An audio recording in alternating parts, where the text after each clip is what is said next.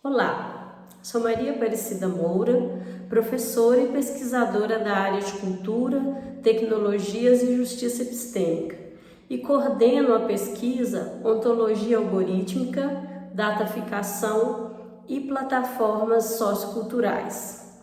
Essa pesquisa partiu da constatação de que nas últimas décadas as plataformas digitais de distribuição de conteúdos, especialmente a Netflix, o Spotify, a Amazon, o Instagram e o TikTok, além dos sistemas generativos como o ChatGPT, essas plataformas elas passaram a influenciar profundamente o imaginário cultural. Por quê? Elas passaram, por assim dizer, a reorganizar os modos de acesso, de consumo e de produção de cultura, porque elas passaram também a agenciar nichos sociais e culturais diversos.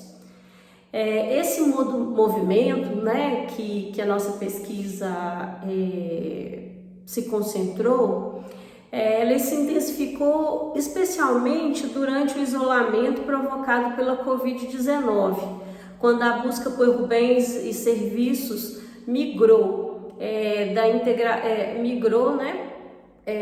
quase que integralmente para os ambientes digitais. Hoje, então, a gente vive um mundo onde os dados são produzidos o tempo todo.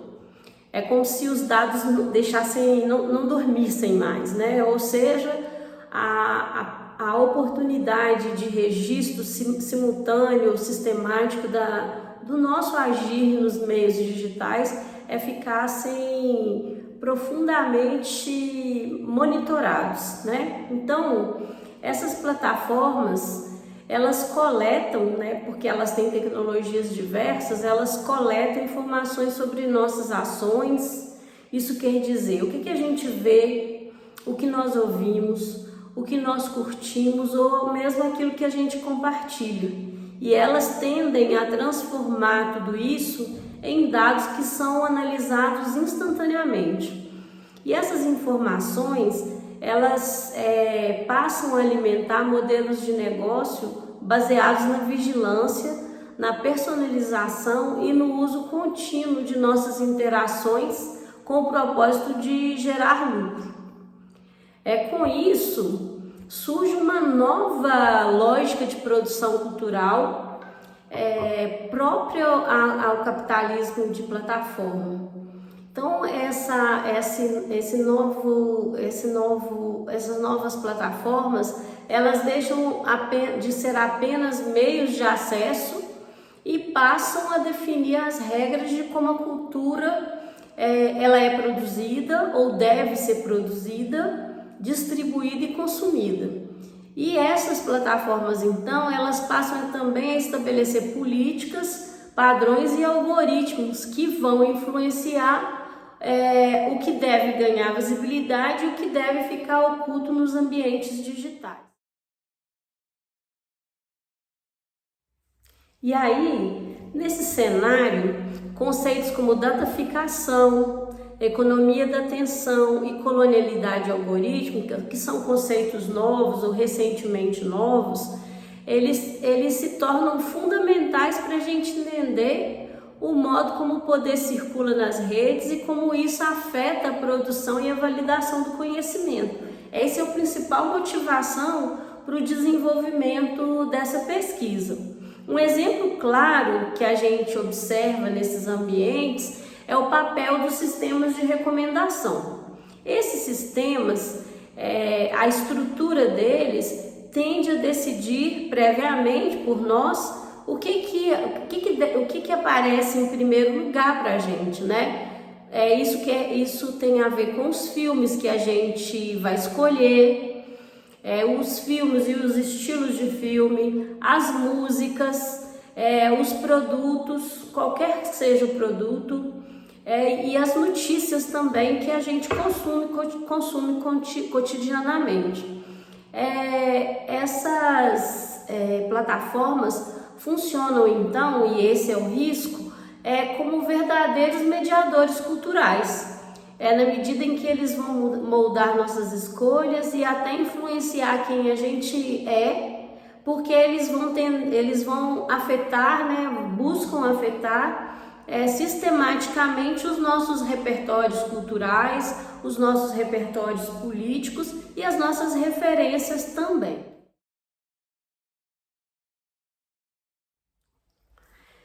Esses ambientes, conforme salientado, intensamente monitorados, produz o que o pesquisador Muniz Sodré chamou de BIOS virtual. O que vem a ser BIOS virtual?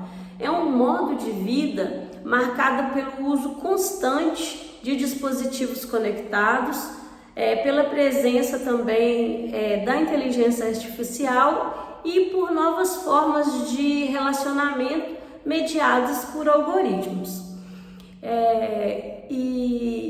Então esse universo ele é guiado por lógicas simbólicas e ideológicas que muitas vezes a gente nem percebe, mas que tem um grande impacto sobre nós.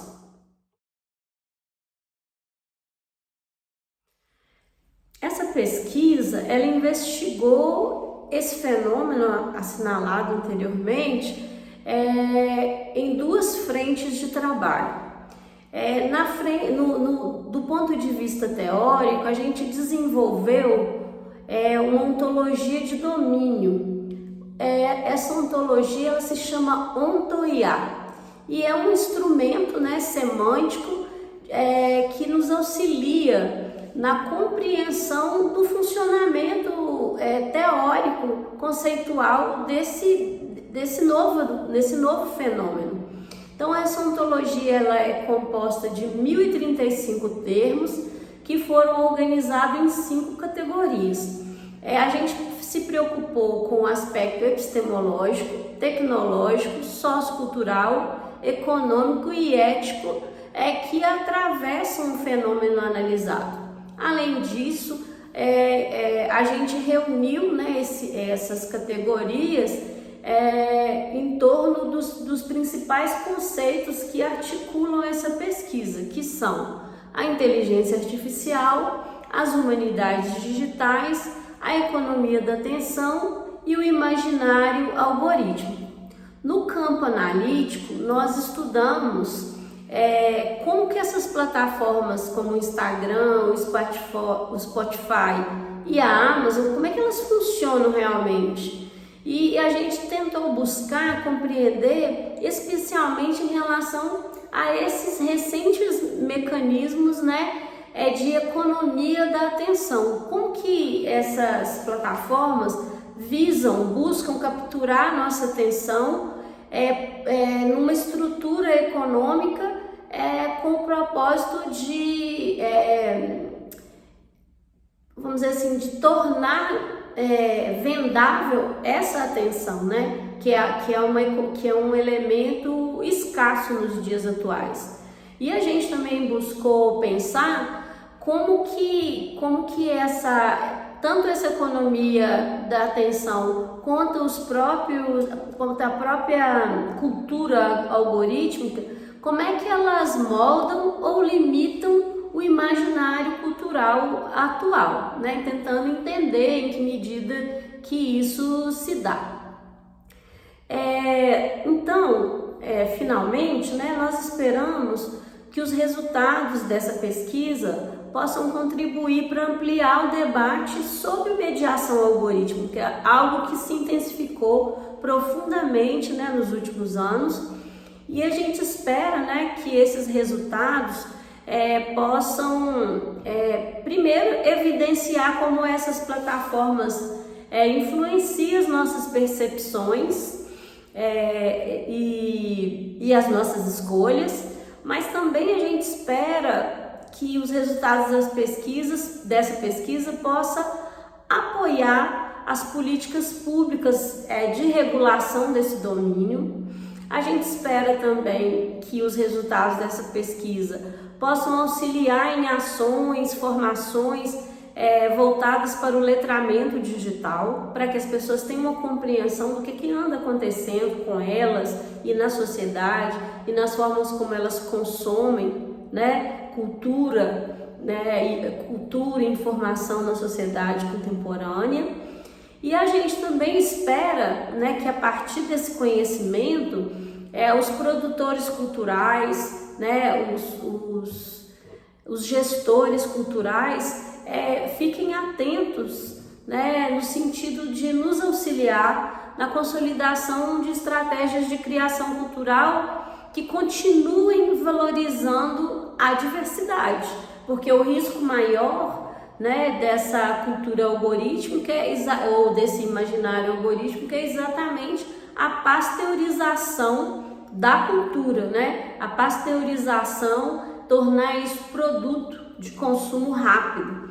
Então, a nossa ideia com a pesquisa foi de ajudar a construir ambientes culturais mais justos, e que esses ambientes sejam menos dependentes das lógicas da economia da atenção e também que esses ambientes sejam menos vulneráveis às formas contemporâneas de colonialidade e algoritmo.